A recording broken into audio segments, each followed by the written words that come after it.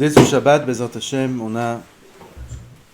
rentre dans la Virat Purim. On commence par la prière de Parashat Zachor, de Oraita. Ce soir, l'Ineder, on va parler un peu de Halachot de Purim. On va parler un peu de Halachot de Parashat Zachor. Ensuite, on a Machatzit HaShekel. Et on a la fameuse fête de Purim. Hag Purim, Hag Gadol HaYehudim.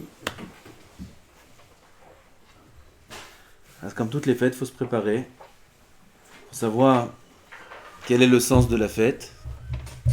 Et surtout, pas seulement comment passer la fête, mais comment sortir de la fête. Surtout Purim, c'est pas évident de sortir de la fête normalement. Aval, qu'est-ce qu'on prend de la fête? Qu'est-ce qu'on prend de Purim?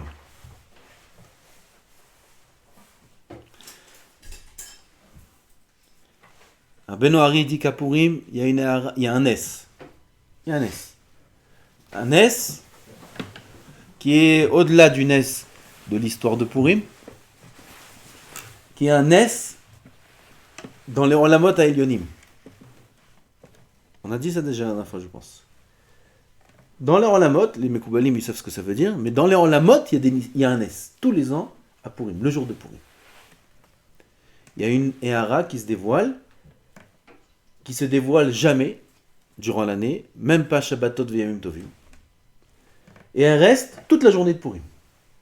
Du matin, depuis la lecture de la Megillah,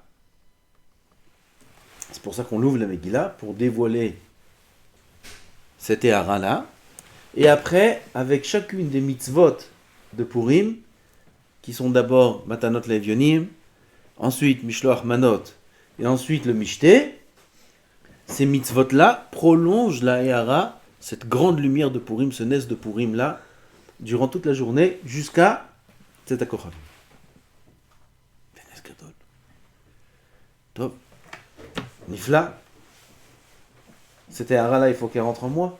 Il faut qu'elle m'apporte quelque chose le lendemain de Purim, jusqu'au Purim d'après. Qu'est-ce qu'on prend de Purim? Pour savoir comment passer Purim, il faut savoir ce que je prends de Purim. C'est quoi le sens de Purim? Alors aujourd'hui, je vais vous dire des choses que dit le Rav Levenstein.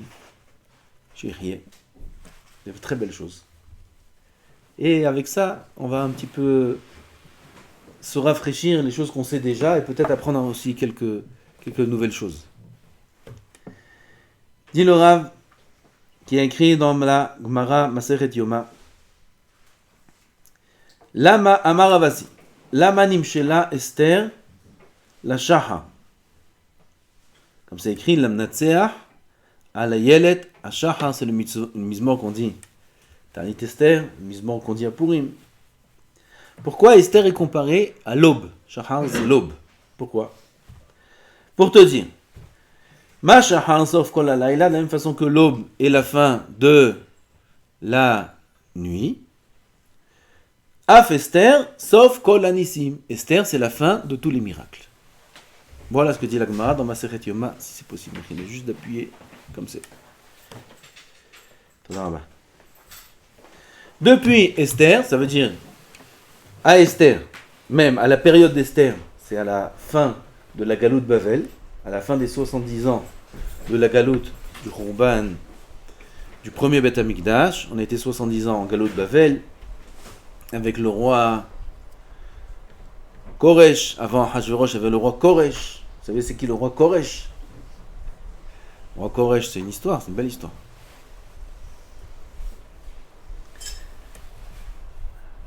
Son père, le roi Koresh, c'était le roi d'avant lui, il avait une fille, et il a entendu une fois que cette fille-là, elle a eu un lien, pas cachère, avec un des ministres. Il a entendu ça, le père, le roi qui était avant le roi Koresh. Et il a tué tout de suite le roi, mais la fille, il l'a pas tué tout de suite, parce qu'elle était enceinte. Alors il l'a laissé accoucher, et dès qu'elle a accouché, il a pris cet enfant-là, il l'a jeté dans le désert. Cet enfant-là, il a été jeté dans le désert pour qu'il meure. Et Kadosh Baruch Hu lui a fait un nes à cet enfant, et il lui a amené une chienne, la femelle du chien. Elle est venue, la chienne, et elle lui a donné du lait à manger à cet enfant-là, à boire. Et il a bu ce lait, et comme ça, il a survécu dans le désert. Et il a grandi, c'est devenu un jeune homme. Et ce jeune homme-là, il a commencé à trouver des copains, un petit peu à droite à gauche, à faire une bande de voyous, et commencer à attaquer les gens. Il a appris un peu comment on fait des guerres, etc., etc. Et son but, c'était de tuer son grand-père. Parce que cet homme-là, c'était Koresh. C'est lui. Et son but, c'était de tuer son grand-père, le roi, qui était avant.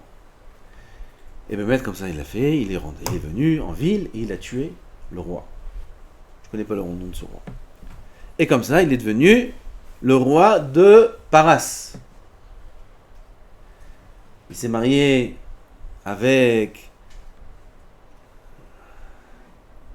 la fille de Balshazzar. Non, la fille de Balshazzar, c'est Vashti.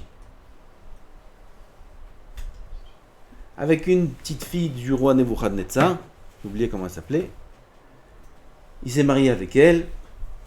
Et après, il a dit à son... Je crois que c'était Balshazzar. Non, Balshazzar, c'est un descendant de... Pardon, je me suis trompé. Il s'est marié avec une femme. J'ai oublié les détails. Cette femme-là, c'était la fille du roi de Madaï. Et il a décidé d'aller faire la guerre avec Balshazzar, qui était le descendant de Nebuchadnezzar.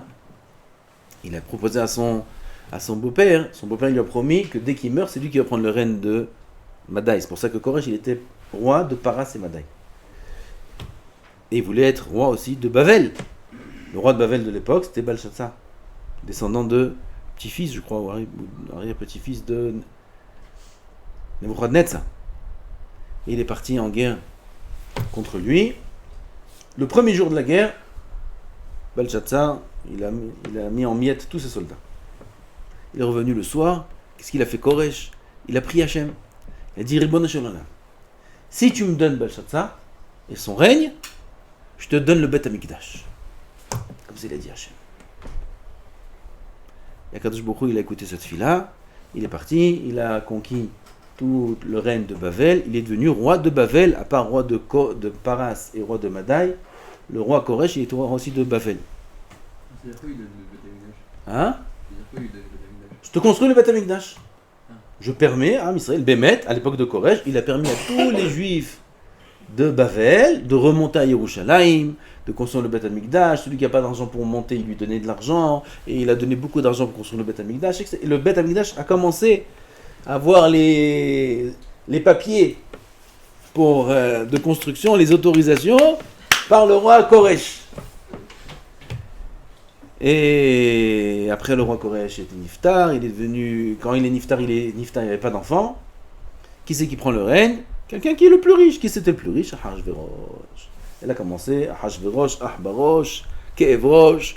Depuis Ahashverosh, il est venu, il s'est marié avec Vashti. Vashti, c'est la petite fille de l'arrière-petite-fille, 4e génération de Nebuchadnezzar. Elle lui a dit, mon père, il a détruit le Beth Amikdash, comment toi tu veux le reconstruire? Etc., etc. Il se conseillait avec tous ses conseillers. Shetad, Meta, Karshena, et il a dit, on annule tout. Bref. Ça, c'est la Megillah. Le début de l'histoire de la Megillah. Kol Panim. À cette époque-là, commençait l'histoire du règne d'Achashverosh, et c'est l'histoire de Mordechai et Esther. Dit Chazal, Rabbi aussi dit, Esther sauf Kol Anissim. La période Esther, c'était la fin des Nissim. Durant la période Esther, c'était les derniers Nissim qu'il y avait dans l'Israël. Comme ça dit l'Agmara dans Yoma. Sur ça, le Rav pose 3 questions. 3 belles questions. Comment tu me dis que depuis Esther, il n'y avait pas de Nissim B'Am Israël? C'est rien que ceux qui se rappellent de la guerre du Golfe. Moi, je me rappelle de la guerre du Golfe. Je n'étais pas en Israël, j'étais en France, je me rappelle. Vous voyez, il y avait une image qui est connue d'un missile qui est tombé sur une maison. La tête du missile, la partie qui est explosive, 250 kilos. Elle a fait démolir toute la maison. Et là-bas, tu avais des journalistes qui venaient après. Tu voyais parmi toutes les harissotes, tous les les débris. Les débris, c'était des morceaux de béton. On voyait une tête qui sortait. Une tête de quelqu'un, d'un homme qui était enterré sous les débris. Les tracteurs, ils ont enlevé. Il est sorti sans une égratignure. Toute la maison, elle s'est effondrée sur lui. 250 kilos d'explosifs. Et il est sorti sain et sauf. Même pas un os cassé, même pas un ongle cassé. C'est l'honnête. Là, la guerre du Golfe, toute la guerre du Golfe, là-bas, chaque missile, c'était 250 kilos sur des maisons. Il dit, c'est le Rav qui dit ça. Le Shem Hashva, il dit, non, allez-nous, quand il y avait des terroristes qui explosaient dans les bus, là-bas, il y avait beaucoup de niftarim. Combien il a d'explosifs sur lui? Entre 10 et 15 kilos. Juste pour comparaison. Chaque missile, 250 kilos. Et pas un mort, si c'est un ou deux, je ne me rappelle pas exactement, d'une crise cardiaque. Pas d'homme ici. Zélonès. Et la guerre des 6 jours. Tous les vieux, ils racontent des histoires sur la guerre des 6 jours.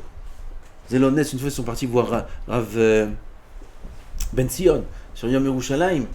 Il y en a, ils ne font pas Tachanoun. C'est pas écrit dans les postes qu'ils ne font pas Tachanoun. Ils ne font pas Tachanoun.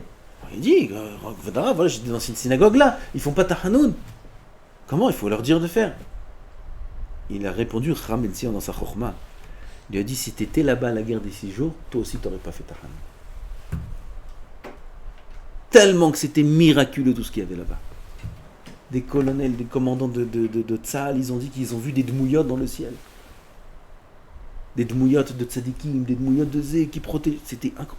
Nous, Zélonès. Et dans toutes les générations, depuis Esther, il n'y avait pas d'énissim. C'est la première question. Deuxième question. La Gemara a dit, dans ma Sechet Shabbat, quand Am Israël ils sont venus vers Sinaï, qu'est-ce qu'il a fait à Kadosh Baruch Hu? Kafa alem har kigigit. Il leur a dit, si vous acceptez la Torah, moutav, tant mieux, sinon, là-bas vous allez être enterrés. Kadosh Baruch Hu les enterre. Sur ça, il a dit Rav Hamar Yaakov. De là, on a une grande Mouda, Rabba Leoraita, on a une grande Tana. Si jamais on va voir quelqu'un, on lui dit pourquoi t'as pas fait la Torah? Il dit je l'ai reçu, honnête, mais là. On m'a jamais demandé mon avis. On m'a dit sinon je meurs. Ok, alors je la prends. Aval, ne viens pas me dire maintenant pourquoi t'as fauté. Oh. Aval, Rava il dit Afal Piken, à l'époque d'Achashverosh, Hadar Kibloua. Ils l'ont réaccepté sur eux la Torah, cette fois-ci sans crainte, mais par amour. Donc, toute cette ta'ana là qu'ils ont de dire, mais la Torah tu me l'as donnée malgré moi, ça c'est entre Har Sinaï et Purim. Alors depuis, on n'a plus cette ta'ana, on a pris sur nous la Torah par amour, on aime Hachem, on aime la Torah, et on veut la faire de notre propre volonté.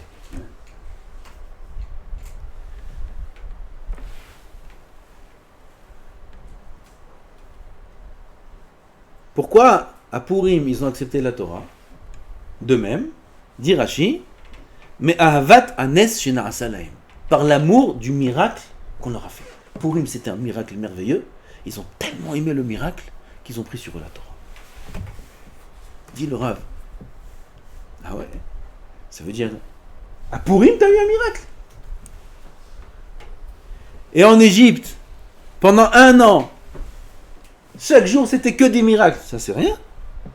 Et Kriyat Yam Souf, c'est rien. Et Mamad Har Sinaï, c'est rien. Et la manne dans le désert 40 ans, c'est rien.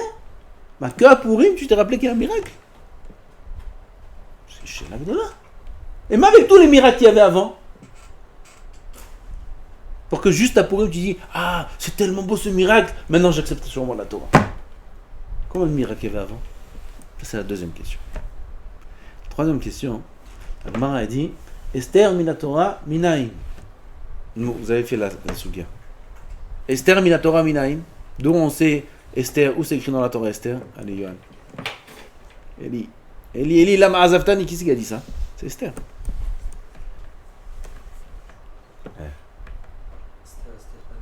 Hein? Mais attends, t'as fait Megillah avant, ils font Megillah.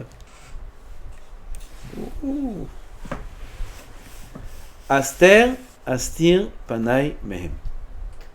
Aster, il dit à Kadosh Baruch Hu, dans les klalot, un pasuk dans la Torah, dans les klalot, Aster, astir panai mehem, je vais voiler ma face de... Aster, astir, Aster, Esther. Quel rapport? Ce qu'il demande le Rav. Quel rapport? Aster, astir, je vais voiler ma face avec Esther, avec la Megillat Esther. Ma cache. Voilà les trois questions qu'il pose. Et il dit, Niflamod. Il parle du Théatron Boubot. Vous vous rappelez c'est quoi Théatron Boubot? Je sais pas si ça existe encore aujourd'hui.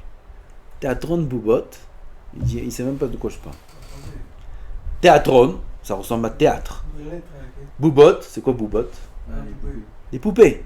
Théâtre de poupées, tu connais? Qu'est-ce que c'est ça? Avec les fils. Ça existe encore? Quand j'étais petit, je me rappelle, à la synagogue, il y avait des journées, soirées communautaires, quand on était enfant, ils nous amenaient des marionnettes. Je sais pas si aujourd'hui ça intéresse les enfants. Avant, à l'époque, ça nous intéressait. C'est quoi une marionnette? Un rideau, comme ça, derrière, et une petite estrade. Là-bas, il y a des petites marionnettes, et en haut, comme ça caché, il y a des mains qui bougent, il y a des bâtons en croix, vous voyez, avec des fils, et tu vois le théâtre. Quand tu vois la marionnette qui parle, au début, quand tu vois celui qui est derrière. Alors au début, quand on était enfant, comme ça je me rappelle, on regardait les mains, on regardait celui qui est derrière. Ah, on a vu sa tête, on a vu son dos. Mais quand ça commençait l'histoire avec la musique derrière, on ne voyait plus on fait plus attention, ça tout le but, sinon c'est pas marrant. Et on se concentrait dans la poupée. Et on voyait lui parler, un grand, un petit, avec une barbe, comme ça. Il faisait des histoires, c'était des histoires religieuses qu'il nous faisait. Donc c'était des rabbins et des rabbinettes. D'accord? C'était bien. Mais dès que ça commence l'histoire, on est à 100% dans l'histoire. On oublie que c'est des marionnettes. Bien qu'on voit parfois les fils. Il y avait des jeux de lumière, on voyait les fils. Mais on est complètement concentré dans l'histoire. Il a dit comme ça, et il a fait comme ça, et l'autre putain il est venu, et comme ça. Et il y a une histoire du début à la fin.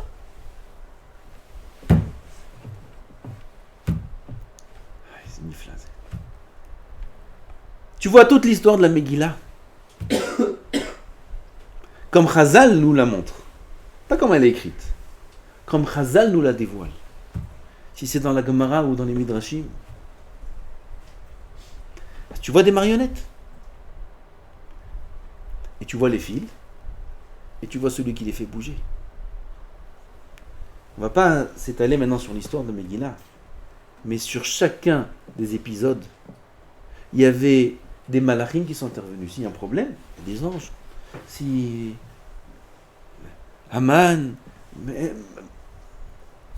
Nissim veniflot, le roi il n'arrive pas à dormir, comme ça c'est écrit. Vatidad shenot hamelech. Il n'arrive pas à dormir. Qu'est-ce qu'il n'arrive pas à dormir? Toute la nuit, les malachim l'embêtaient. Non, on croyait qu'il avait une insomnie. Il n'a pas pris ses cachets avant de dormir. Non, toute la nuit, les anges l'embêtaient. Il crie. Il appelle son. Amène-moi Sefer Zichronot. Je veux voir qu'est-ce que j'ai. Peut-être j'ai pas fait du bien à quelqu'un, j'ai pas rendu du bien. Alors il écrit Sefer Zichronot. Il lui dit d'écrire ce qu'il a fait à Mordechai. Il est le rachat, le Sofer Amelech. Il efface, non j'y viens, il écrit. Lui il efface, non j'y viens, il écrit. Lui il efface, non j'y viens, il écrit. c'est. Lis-moi ce qu'il a écrit. Il vient, il ne veut pas lire. Lui, il veut lire autre chose. Qu'est-ce qu'il a fait le malach? Il a fait lire. Elles ont été lues. Les paroles qu'il a écrites, elles ont été lues toutes seules. Aujourd'hui, on a, dans les appareils, dans les ordinateurs, les téléphones, il y a le texte. T'as pas la force de lire ou t'es en train de conduire ou quoi. Il y a un bouton, lis-moi le texte. Et puis Tom il parle. Puis Tom le texte il parle. Il te lit ce qui est écrit. Il y a ça aujourd'hui. Il y avait ça aussi à l'époque d'Achashverosh. Qu'est-ce que tu crois qu'ils ont inventé quelque chose? Ce qui est écrit est lu tout seul. Sans bouton. Ah, tu veux pas lire, toi? Racha, le Sofer? Il n'y a pas de problème, Boralam, il n'a pas de problème, Boralam. Il dit au livre, lis. Putain, le roi, il entend une voix qui sort du livre et qui lui lit ce qu'il y a écrit. Pelle et plaim, ça. Comme ça, la Megillah, du début à la fin. En vérité, nous, on voit un théâtre. On voit des personnages. On voit Haman, on voit Hashverosh, on voit Vashti, on voit les Sarissim, on voit ci, on voit ça. Anim Katser, Rabotai. Aval, il y a des fils qui sont rattachés à Boré Olam, et Boré Olam, il fait bouger les marionnettes. Il fait bouger les marionnettes. Et comme ça, c'était dévoilé à l'époque d'Esther. C'est pas écrit dans la Megillah. Aval, tout Am Israël ont vu ces nissim là. C'était quelque chose d'incroyable. C'est Ishtalshelut, Ainyanim, la Ishtalshelut.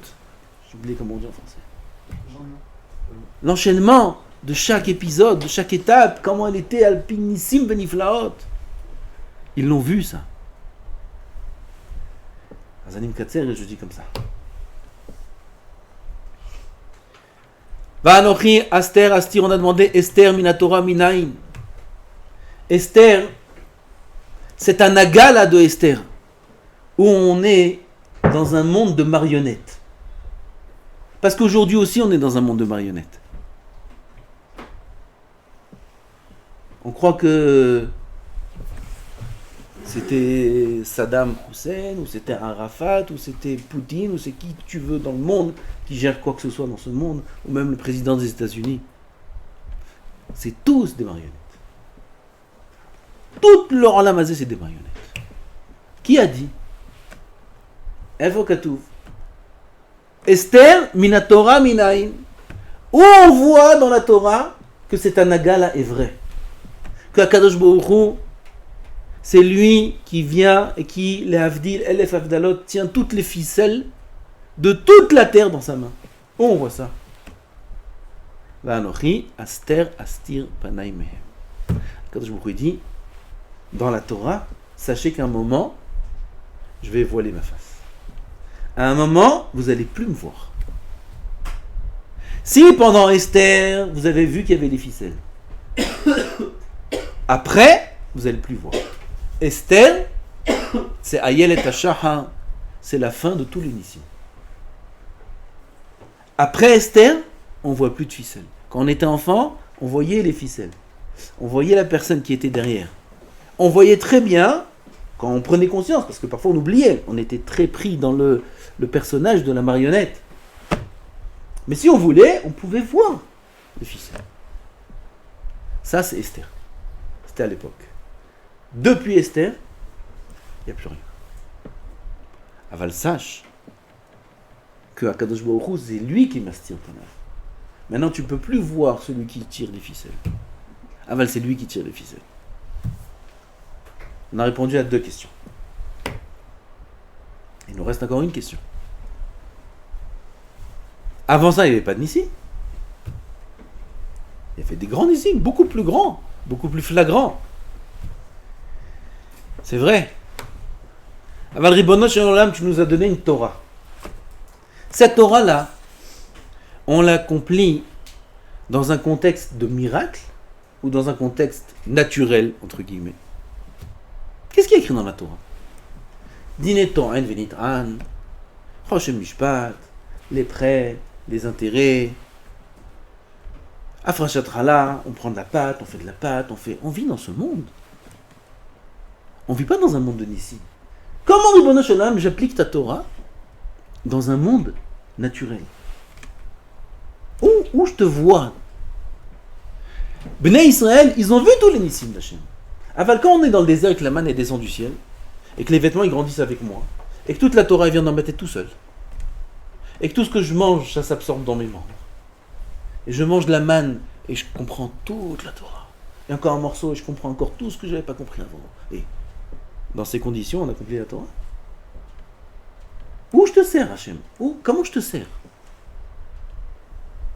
Vous comprenez la ta'ava de Am Israël? On veut te servir, le bon Shalom. Te servir dans des conditions où tu es complètement dévoilé. Ça, c'est pas la Torah que tu nous as donnée.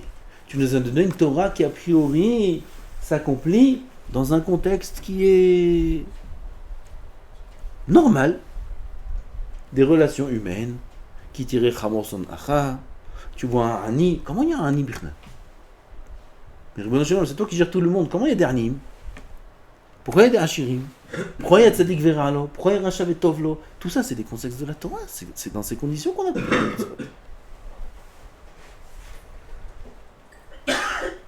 Quand ils ont vu, à l'époque de Esther, que dans ce Olam Hazé, et ça c'est le Ma'avar, le passage entre les deux périodes. Les périodes qui sont avant Esther, où c'était des miracles dévoilés, et la période qui est après Esther, où tout est complètement voilé, jusqu'à aujourd'hui. Esther, c'était le transfert. C'était le passage entre la réalité et celui qui la dirige, celui qui la gère, mais on pouvait voir les deux. Après, ça a disparu. Maintenant qu'on a vu que dans ce Olam Hazé, dans la réalité, c'est toi, Ribono Shalom, qui gère tout. C'est toi qui amène des malachim, c'est toi qui réveille Achashverosh, c'est toi qui fais dire à Esther des choses. Achashverosh, il lui dit, qui c'est qui veut faire ça? Esther, elle est venue pour montrer du doigt. Qui? Achashverosh. C'est toi. Si elle fait ça, elle a tout cassé. Il est venu un ange, il a poussé sa main sur Haman. Ish tsar ve'oyev, elle a pointé du doigt. Elle a pointé du doigt Achashverosh, l'ange il est venu, il a poussé la main sur Haman. Haman a rasé. Ici venu flatte. Esther, elle a pointé du doigt Haman. Non, mais putain, mais qu'est-ce que tu crois? Même pointer du doigt, c'est géré par Hachem. Même que j'avais pas l'intention de le faire. Comme ça, vous allez voir. La Megillah, elle a des centaines de détails pareils, des centaines de nissim pareils. Chaque pasouk, c'était un S2 de cette ampleur. L'ange, il lui bouge le doigt. Donc quand quelqu'un il pointe du doigt, c'est pas lui qui pointe. Quand quelqu'un il veut faire quelque chose, c'est pas lui qui fait. C'est un monde de marionnettes. Ça, c'est à Esther qu'on en a pris conscience. Et c'est ça qui nous intéresse. D'accomplir la Torah et de comprendre que quand on va accomplir la Torah, on vit dans un monde qui est entièrement géré par Boré Olam. Dans tous ses moindres détails, c'est lui qui dirige tout. Rav Shach, il racontait, peut-être j'ai raconté ça déjà, mais c'est beau. Quand ils ont inventé le train, oui, le train c'est une invention. Au début, quand le monde il a été créé, il n'y avait pas de train. Il y avait des carrosseries, avec des chevaux. Après, ils ont inventé le train. Il y avait, comme c'est dit Rav Shach, c'est un machal comme on veut. Des habitants d'un village, ils ont entendu que on peut tirer des charrettes sans chevaux. Comment ça s'appelle? Train. Comment c'est possible? Ils ont nommé un groupe de Chokrim, comment on dit Chokrim? De rechercheurs, comment ça s'appelle ça là? Enquêteurs? Non, ceux qui font des recherches de physique. Ça c'est un phénomène physique, ça. Ils ont inventé quelque chose d'une grande chokma ici. Comment c'est possible? Et ils sont partis là-bas dans la ville pour voir le train. Et après beaucoup de semaines d'analyse, ils sont revenus voir le dirigeant du phare du village et lui ont dit on a résolu 90% du problème. 90% de l'énigme, on a la solution, on a compris comment ça marche. Alors dites-moi. En vérité, c'est pas une très grande problème. Il y a des wagons. On est parti au dernier wagon. Il y a 9 wagons et un au début. Locomotive. Le dernier wagon, il avance. Il avance son chevaux, c'est vrai. Mais c'est pas une chorma, il est attaché au wagon de devant. Et celui de devant, il est attaché à celui d'après. Donc c'est normal qu'il avance. Parce que celui de devant lui, il avance. Et comme ça, on est arrivé au 9e wagon. On a compris comment le 8e il avance, parce qu'il est attaché au 9e. Donc 90%, on a compris. Mais juste le premier, ça reste à comprendre. C'est dit le Rav Shach. Dit le Rav Shach, les gens ils viennent. Comment il va faire demain? La météo. On regarde la météo. Alors un vent tropical qui vient du nord, il sera accompagné d'un froid qui vient de la Sibérie, et donc il va arriver dans la zone de Chypre, et ça va amener avec lui une tempête. Donc demain, tempête. Là, tu as expliqué juste le dernier wagon, comment il avance. Mais qui a amené le vent? Qui le fait souffler? Qui fait descendre la pluie? Qui est la locomotive de ce monde? Ça, tu m'as expliqué dans la météo. Ça, même si tu vis 10 000 ans, tu ne pourras pas expliquer. Ça, jusqu'à aujourd'hui, ils n'ont pas compris comment une molécule, elle fonctionne. Comment un atome, il fonctionne. Ils ont compris. Berech, de manière générale, voilà, il y a ça. Ils ont expliqué tous les wagons. Même pas ça, même pas tout encore. Il y a encore beaucoup à apprendre. Vous voyez, tous les ans, ils annulent ce qu'ils ont dit l'année d'avant. Tous les wagons, ils ont expliqué. Alors ça, c'est causé, parce qu'il y a ça qui cause, il y a ça qui cause, il y a ça qui cause. Mais la force initiale, elle vient d'où? L'énergie de l'électron qui tourne autour de l'atome, elle vient d'où? Tu sais ou pas? Une fois, j'ai un ami que j'aime beaucoup, qui a étudié dans une grande faculté centrale, centrale polytechnique. Quelque chose, une tête. Il était à Broura Yeshiva, il est venu à Yeshiva et il a fait tchouva.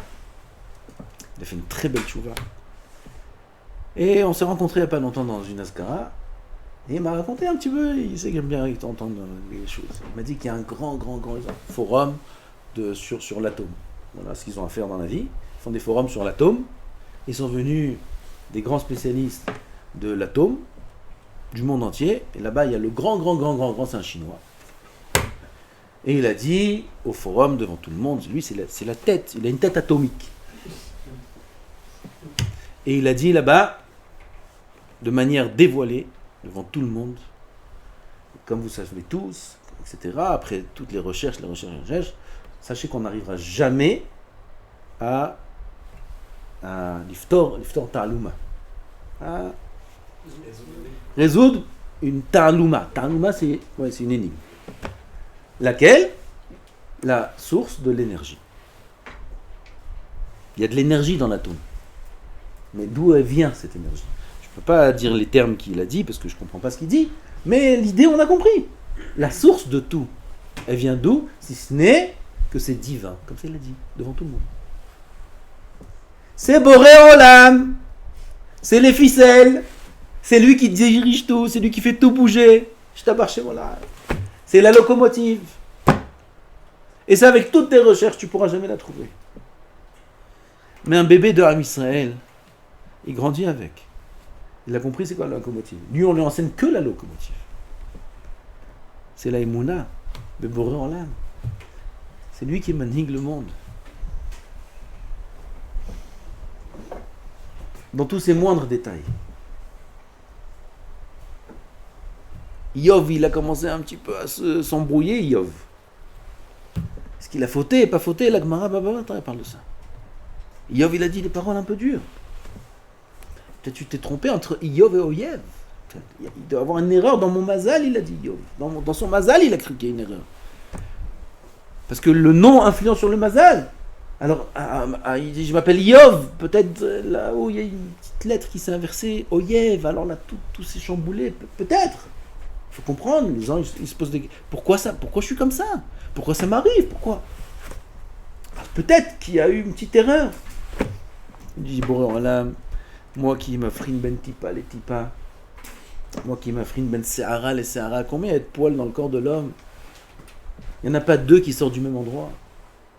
Combien il y a de gouttes de pluie qui tombent quand il y a une averse avec des vents et des tempêtes tropicales? Et comment il n'y a pas une goutte qui touche l'autre? Ani, je m'affrine ben Sahara les Sahara, ben Tipa les Tipa. Je vais me tromper entre Iyov et Oyev, comme ça il lui répond à Jérémie. Bon, on l'a mis les mashgiach sur les tipotes de pluie qui tombent quand il y a une tempête, qu'une goutte ne touche pas l'autre. Bon, on l'a mis lui-même les mashgiach. Gmara meforeshet, bababata. Bon, là, mais les mashgiach, même quand il y a une tempête, que les gouttes, elles ne se touchent pas. Alors, il n'est pas mashgiach sur combien d'argent je vais gagner? Sur est-ce qu'il va guérir? Est-ce qu'il va être malade? Est-ce que des choses qui sont beaucoup plus importantes? Et encore plus dans le côté spirituel, est-ce qu'il va réussir à être sadique ou rachat? Quand du coup, il n'est pas mashgiach, il n'aide pas dans ça. Avalmana, c'est quand du coup, dit Anori aster astir panay. C'est la même chose que dans le désert. C'est la même chose que Har Sinaï. C'est la même chose. La Nagat Hashem, pas la Naga, et la Metsiout d'Hashem, c'est la même. C'est la Naga qui change. Là, il est dévoilé, et là, il est voilé. À Purim, on voyait, c'est lui qui tirait les ficelles. Depuis, on ne voit plus. Aval, il est là, bon, là. C'est la locomotive qu'il faut viser. Comment tout fonctionne. Elle est débordée là.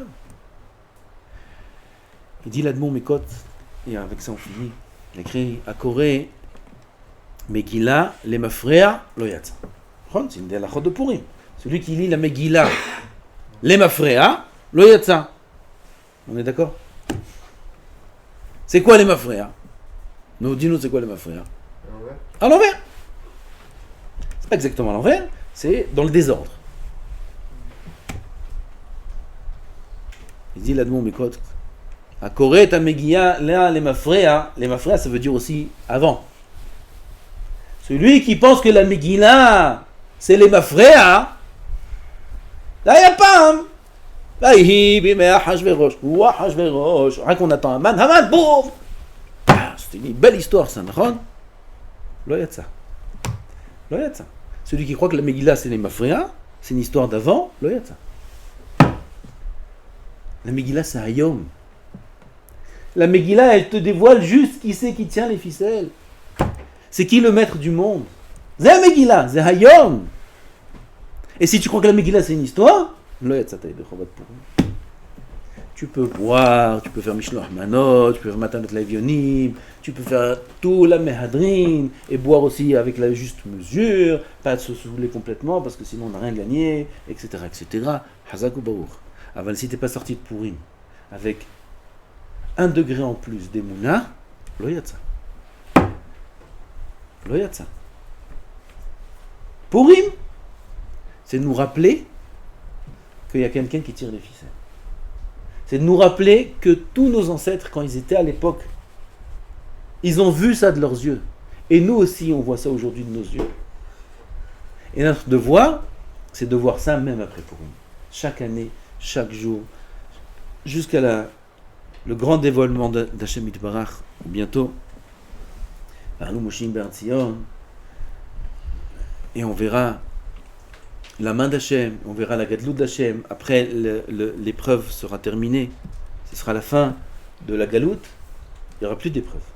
Notre travail, c'est maintenant. Notre travail, c'est ce qui nous demande Boré Olam, ce qui nous demande Hashem Yitbarach, dans chaque situation de la vie, chaque jour, à chaque instant, de voir que c'est lui qui tire les ficelles. C'est lui qui gère tout. Ça, c'est pour lui. À part ça, il n'y a rien d'autre. Les mitzvot nous aident un peu à faire ça. La boisson, shtia, kadat, en ones, ve hayav levasume, adelo yada. Alors, c'est symbolique juste pour nous permettre de sortir de l'état naturel et d'arriver dans l'état surnaturel. De voir celui qui tient les ficelles. Et puis, ça marche. Ça marche. Regarde Purim, dans quel état on est. Ma'aminim, bni ma'aminim. Tout le monde parle d'Emouna. Tout le monde parle d'Hachem. Tout le monde parle de Kedusha. Il n'y a que Boré Olam.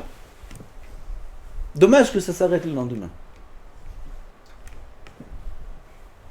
Parfois, quand on se rappelle un peu comment c'était dans l'ambiance de Purim, quel Emouna. Dommage, il n'est pas là, Rabbi Yoni. On a fait un Purim chez nous, à la maison.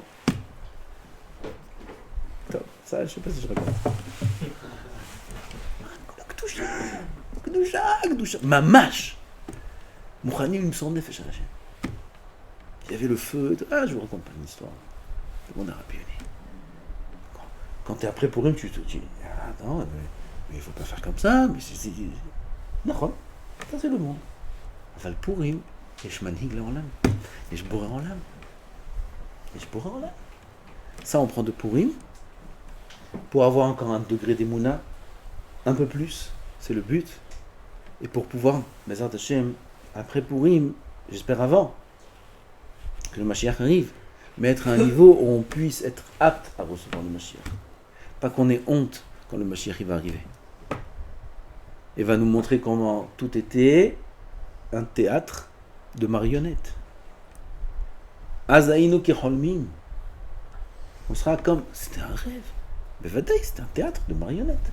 Quand Mashiach y viendra, toute la terre l'aura compris. Les goïms inclus.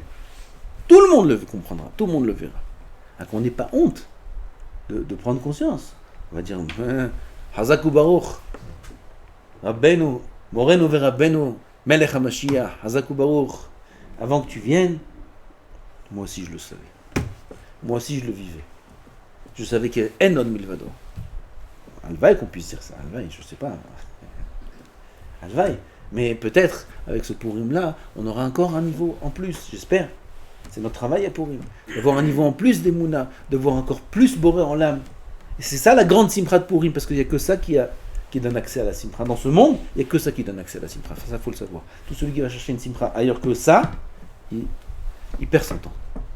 Il n'y a rien qui apporte la Simcha dans ce monde, à part ça. À part voir Hachem partout. À part être avec Boré en l'âme, avec papa. Tate! Oi tate! Abalé. Avec Boré en l'âme. Il n'y a pas de Simcha plus grande que ça au monde. Et ça, c'est notre travail à Purim, Bezrat Hashem. Dans cet esprit, dans cet état d'esprit, il faut rentrer dans Purim. Il faut rentrer dans cette fête qui est très, très, très kadosh. Très kadosh. Si c'est le limoud le soir, si c'est le limoud Torah le matin. Purim, c'est le jour où on commence une rote Pesach. On est 30 jours avant Pesach. C'est à Purim. C'est un limoud le matin. Rentrez dans le michté, vous inquiétez pas, ça va être. En plus, on a des invités d'honneur. Ouah! Qu'est-ce que ça va être pour nous? Aval, l'objectif, faut pas l'oublier. L'objectif, c'est En On Milvado. Shem Yizakenu. Baruch Adonai Le'olam. Amen.